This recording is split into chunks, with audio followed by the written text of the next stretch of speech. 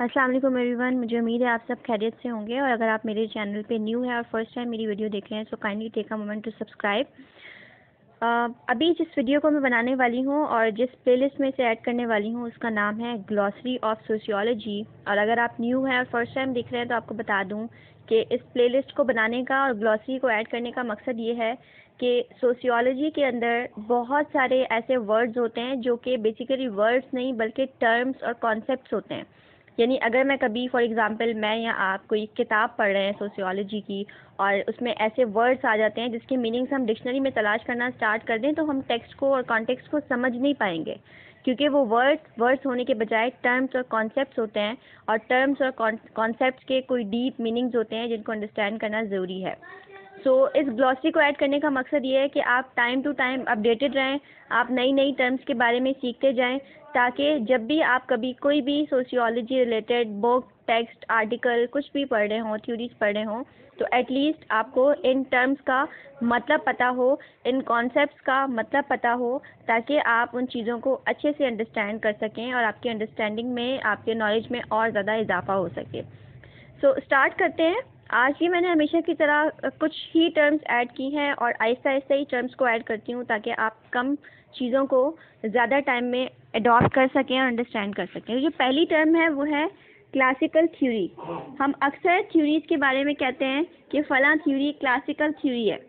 तो classical theory का मतलब क्या होता है? इसका मतलब होता है basically classical theory is an approach to the study of formal organization that views workers as being motivated almost entirely by economic rewards.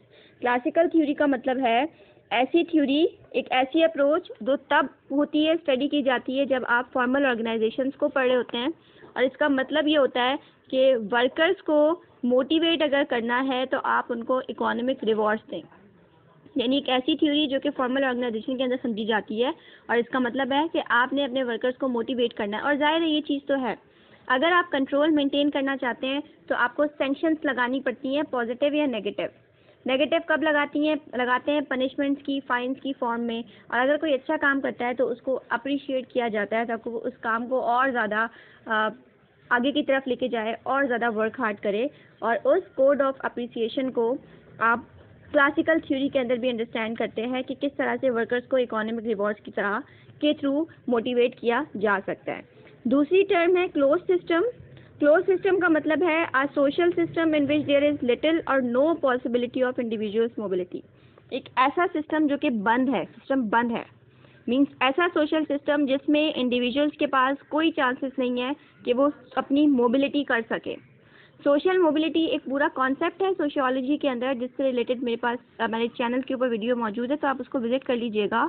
और इसका मतलब ये होता है कि इंडिविजुअल्स के इकोनॉमिक कंडीशंस में, उनकी पोजीशंस में, उनके स्टेटस वगैरह में चेंजेस आना। तो क्लोज सिस्टम के अंदर इंडिविजुअल्स के पास चांसेस नहीं होते मोबिलिटी के। जैसे आप कास्ट सिस्टम की मिसाल ले लें, वहाँ पे आप क्लोज सिस्टम एक तरह से कह सकते हैं। Then another term is cohabitation. इसका मतलब होता है a practice of living together as a male and female couple without marrying. जब मेल और फीमेल शादी के बगैर एक दूसरे के साथ रह रहे होते हैं उसको कोहैबिटेशन कहते हैं, और ये चीज़ें वेस्टर्न सोसाइटी में पाई जा रही होती हैं।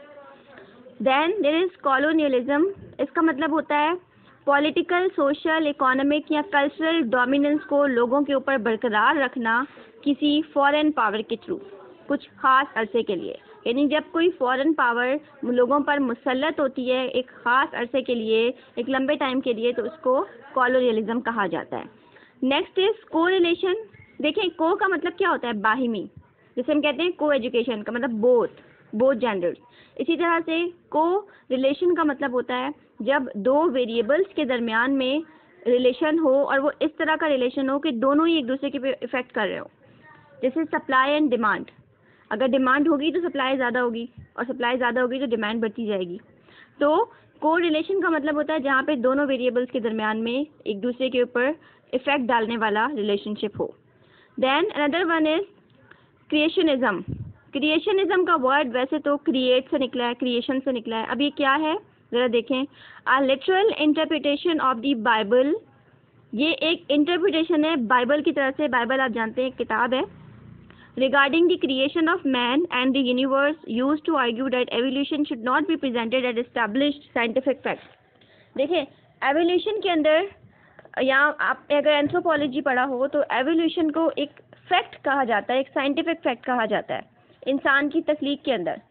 जैसे अगर आपने बायपेडलिज्म की थ्योरी पढ़ी हो तो कहते हैं कि इंसान पहले एप लाइक क्रिएचर था और उसके बाद आहिस्ता आहिस्ता बॉडी हेयर्स का लॉस हुआ, बॉडी टेक्सचर में, शेप में फ़र्क आया, पोस्चर में फ़र्क आया, ब्रेन मॉडिफाइड हुआ और उसके बाद आज का जो इंसान है वो है जो हम आज मौजूद हैं।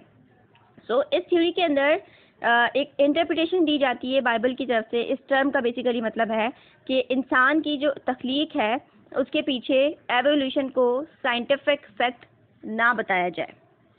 देन नेक्स्ट टर्म है क्राइम। क्राइम से आप already you people are familiar.